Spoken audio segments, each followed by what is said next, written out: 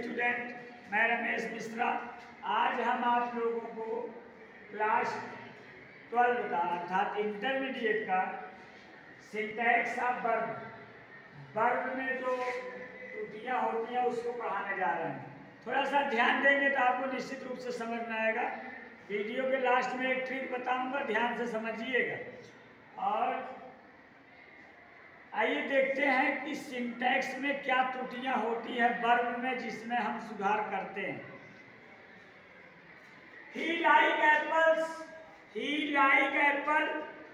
आपको मालूम है he she it name singular number subject है, तो इसमें मुख्य सब्जेक्ट सिंगुलर रहने पर वर्ब में यस लगता है। मेन वर्ब में ही लाइक्स एप्पल्स होगा। ही सिंगुलर नंबर सब्जेक्ट है तो लाइक में यस लगेगा। He likes apples. They plural number है, बहुवचन है, इसमें हम एक बात ध्यान देंगे। ये दे बहुवचन है, प्लूरल नंबर है, तो लव जो वर्ब है, ये सब्जेक्ट प्लूरल है तो वर्ब में यस या यस नहीं लगेगा, अर्थात यस हटा देंगे। दे लव मी, अर्थात आपने क्या सीखा? He she it name singular number subject रहने पर मेन वर्ब में यस या यस लगा देंगे, और प्लूरल नंबर आई भी यू दे रहने पर यस या यस नहीं लगाएंगे। S S P P singular number subject के साथ singular number verb, plural number subject साथ प्लूरल नंबर वर्ब। आप वीडियो लास्ट तक देखिएगा, 2 नंबर आपको मिलेगा। इस 40 मिनट के वीडियो में आपको 40 मिनट के पीरियड में 2 नंबर अवश्य मिल जाएगा, लेकिन आप ध्यान देंगे तो सिंगुलर नंबर सब्जेक्ट साथ singular number verb, plural number subject साथ प्लूरल नंबर वर्ब। जैसे he goes to school, he goes to school, he singular number subject है और गोज सिंगुलर नंबर वर्ब है। You go to school, you plural number subject है, तो जिसमें yes या S नहीं रहता वो प्लूरल नंबर वर्ब कहलाता है। सिंगुलर नंबर सब्जेक्ट साथ singular number verb, plural number subject साथ प्लूरल नंबर वर्ब।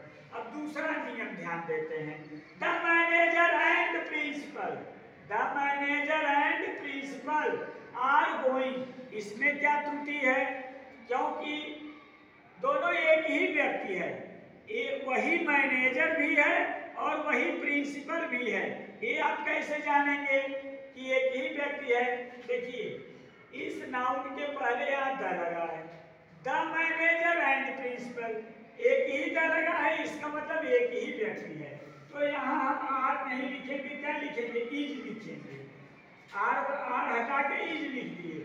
अगर यही होता the manager and the principal, तब 2 लोग हो जाते, एक प्रिंसिपल एक मैनेजर, तब आर गोइंग लगता।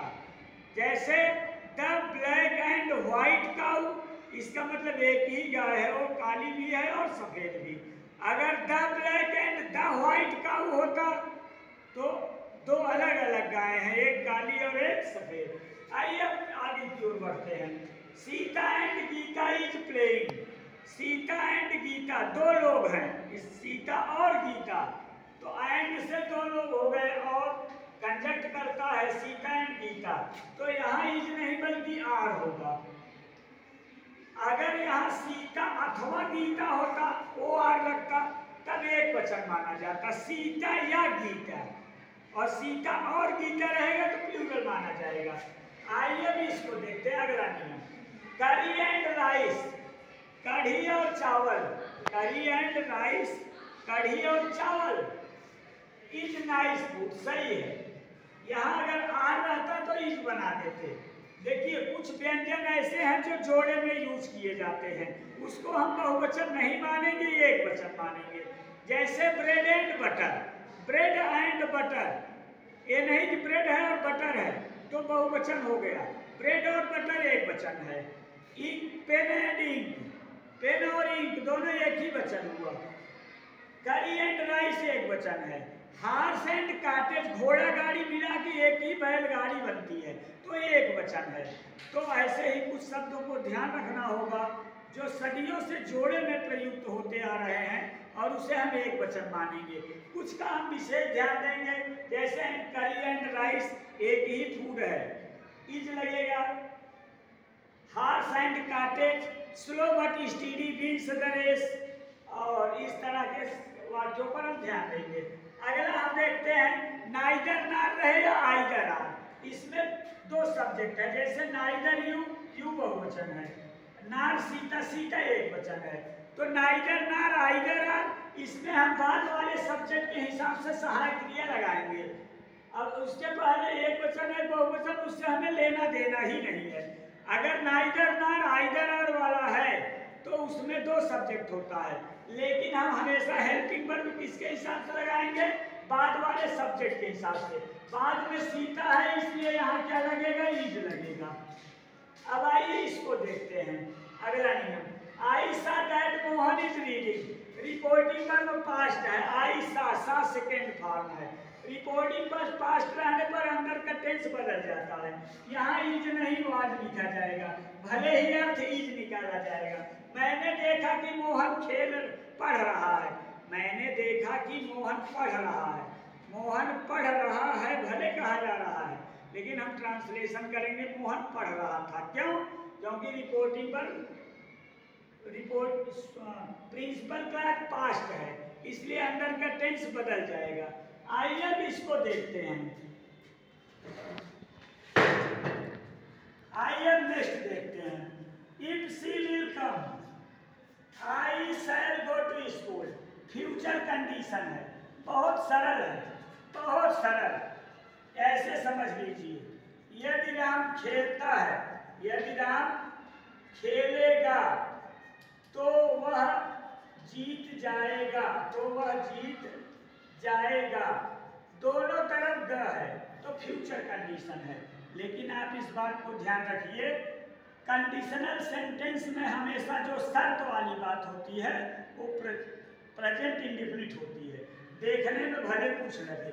यदि और अगर की अंग्रेजी राम खेलेगा, शर्त यही है, यदि राम खेलेगा तो राम खेलेगा को हम बना लेंगे राम खेलता है, प्रेजेंट इंडेफिनिट। राम खेलता है कि ट्रांसलेशन राम प्लेज, तो के लिए काम वह जीत जाएगा, ये फ्यूचर ही रहेगा, ही विल विन। उसी तरह से यहाँ देखिए, इफ माने यदि, शी विल कम वह आएगी, आई शैल गो टू स्कूल, यदि वह आएगी तो मैं स्कूल जाऊंगा। यदि वह आएगा तो भले फ्यूचर में मुंह से कहा जा रहा है सेंटेंस में, प्रोनाउंसिएशन में, लेकिन हमेशा शर्त वाली बात प्रेजेंट इंडेफिनिट होती है, इसको आप ध्यान में रखिए।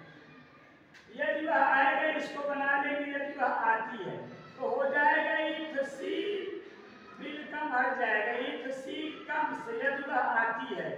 आई shall go to school, I shall go to school. तो आपने क्या सीखा? फ्यूचर कंडीशन में हमेशा जो शर्त वाली बात रहेगी उसको हम किसी भी टेंस में रहेगा बदल के प्रेजेंट इंडेफिनिट कर देंगे, पहला फॉर्म लगा देंगे।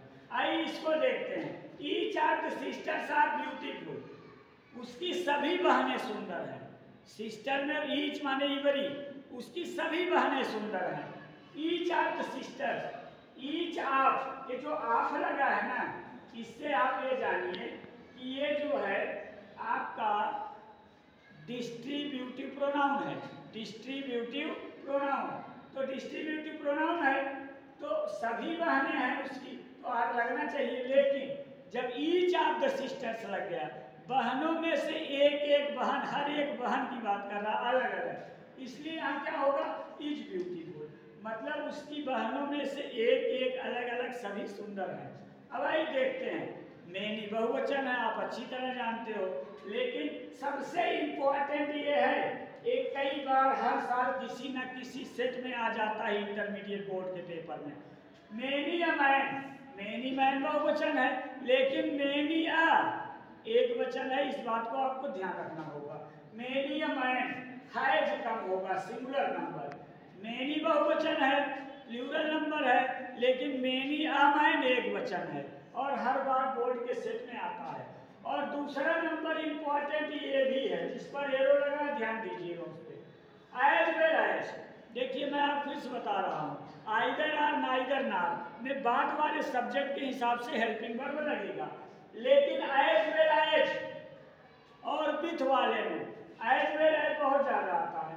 एज वेल एज वाले में शुरू वाले सब्जेक्ट के हिसाब से हेल्पिंग वर्ब लगेगा, अर्थात ही के हिसाब से यहाँ पर इज लगेगा।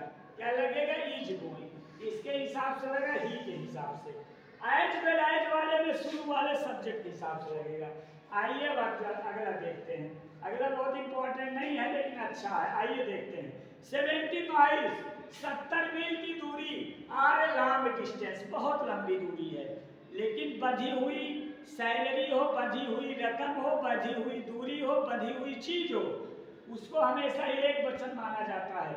70 miles is a long distance. जैसे कहा जाए 10,000 सैलरी इज स्मॉल अमाउंट। तो 10,000 बहुत सारा रुपया है, लेकिन वो एक बधी हुई रकम है, इसलिए वो एक वचन मानी जाएगी। आइए आगे देखते हैं। You need not to go there. इन दोनों के बाद अगला इंपॉर्टेंट ये है, you need not to go there. आप ध्यान रखिएगा, नीड और डेयर, नीड और डेयर, लेट और बिड, नीड डेयर लेट और बिड। नीड माने आवश्यकता महसूस होना। You need not to go there, तुम्हें वहां जाने की आवश्यकता नहीं है, जरूरत नहीं है। और नीड मीन्स और डेयर, डेयर माने हिम्मत। तो नीड डेयर लेट और बिड में टू इन्फिनिटिव छिपा रहता है, टू नहीं लगता। यहाँ होगा you need not go there, infinitive में टू नहीं रहेगा। इसमें नीड डेयर बिट और लेट के साथ टू नहीं आता है, ध्यान रखिएगा। आगे देखते हैं। He has gone to Agra yesterday. Yesterday माने बीता हुआ कल, या लास्ट डे लास्ट मंथ। अगर बीता हुआ पास्ट का समय का बोध कराए तो वह पास्ट इंडिफिनिट टेंस होता है। अगर किसी भी टेंस में आपको कंफ्यूजन हो ये पास्ट इंडिफिनिट है या पास्ट परफेक्ट, तो अगर उसमें समय दिया है और बीता हुआ समय दिया है तो वो पास्ट इंडिफिनिट होता है। अर्थात यहाँ हैज गॉन हट जाएगा। He went to Agra yesterday, he went to Agra yesterday.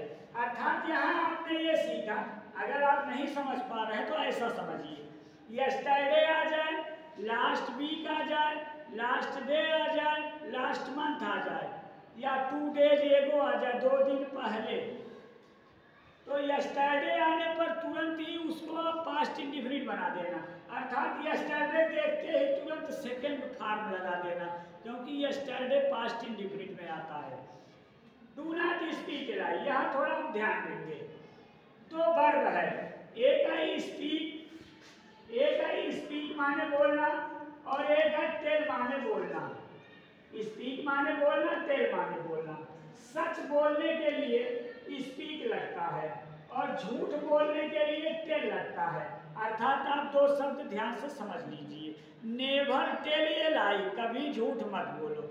Never tell a लाई, सदैव सच बोलो। Always speak the truth, speak सच के लिए लगेगा speak the truth, always speak the truth. और झूठ के लिए हमेशा टेल लगता है, never tell a lie. Thank you dear student.